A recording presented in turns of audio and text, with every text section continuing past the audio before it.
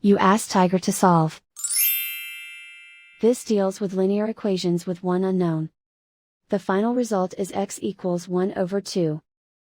Let's solve it step by step. Group all constants on the right side of the equation. Add 8 to both sides. Simplify the arithmetic.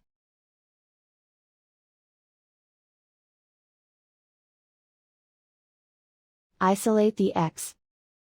Divide both sides by 16. Simplify the fraction. Find the greatest common factor of the numerator and denominator.